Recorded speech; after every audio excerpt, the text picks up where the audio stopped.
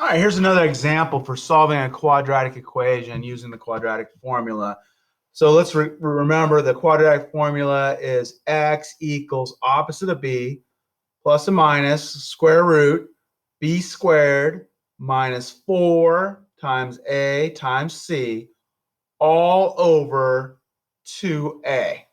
All right, so first thing we do is we got to make sure we're in standard form. I gave you one that's not in standard form. We have x squared equals negative or equals positive 11x minus 23. So I like my a value to be positive. This is my own little preference. So I'm going to move the 11x and the negative 23 to the left side.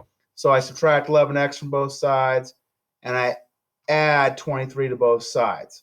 Okay, so I get x squared minus 11x plus 23 equals 0. Now, that's just my own thing.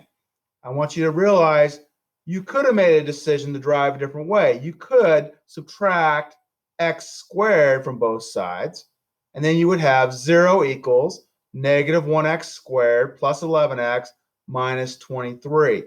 You would solve it using the quadratic formula. You will get the exact same answer. Obviously, your a, b, and c's will be opposite coefficients. There'll be opposite values, you should say, but you'll still get to the same answer at the end. All right, so what's our next step? That's right, we want to determine the values for a, b, and c. So in this example, a is 1, b is negative 11, and c is 23.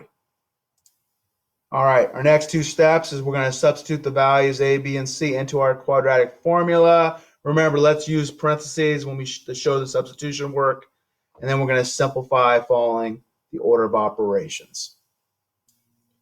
All right, so again, I want you to show the substitution work very clear here, and do not simplify the first step right away. You want to show substitution. So we have x equals opposite of negative 11. That's opposite of b, right? Negative 11. So in other words, I don't want you to write positive 11 here. I want you to show me opposite negative 11 plus minus the square root. Well, b squared is negative 11 squared minus positive 4 times the a, which is 1, times the c, which is 23, all over 2 times the 1. All right, now we may continue to simplify. So we go to simplify, we get x equals positive 11 plus or minus the square root of 121. Where did that come from? Negative 11 squared is positive 121. Remember, negative 11 times negative 11 is positive 121. A common mistake I'll see students make is they'll put that as negative 121. No, it's going to always, this will always be a positive number here because you're squaring this number, always. Then minus, it's 4 times 1 times 23, so it's minus a positive 92, right? So it's 121 minus 92, and then that's all going to be divided by 2.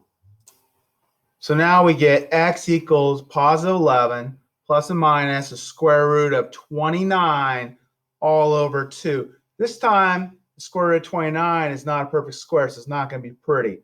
So for our class, we're going to go ahead and convert this to a decimal number and simplify to like the round to the nearest tenth or so. Is how we're going to handle this. So we got to figure out what the square root of 29 is first. So now you should have been able to simplify the square root of 29. You could approximate it, right? You could go square root of 25 is 5. The square root of 36 is 6. And then you got to think 29 is only 4 away from 25. And it's 7 away from 36. So it's going to be a little bit closer to the 5 versus the 6. So you probably could have did this in your head and got down to about 5.3 or 5.4. I went ahead and did it on Desmos Scientific, and it says it's 5.385, right? Just clicked on the square root key here, the radical, and then put in 29, and the calculator tells you. So we're going to round to the nearest tenth. It's fine. So that's going to be 5.4. So we go 11 plus minus 5.4 divided by 2. Well, first, 11 plus 5.4 is 16.4 over 2.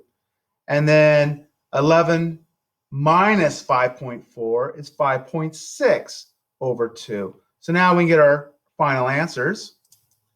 So 16.4 divided by 2 is 8.2. 5.6 divided by 2 is 2.8. So those are our answers. 8.2, 2.8, they're approximate. If we were going to do a check and substitute these values back in to x in the original equation and simplify, it wouldn't come out the exact number equal to the exact number because you have a little bit of rounding error, but it'd be pretty darn close if you did check. All right, that's it. So in our class, we are always going to just simplify the square root down to a decimal number and then simplify. Okay.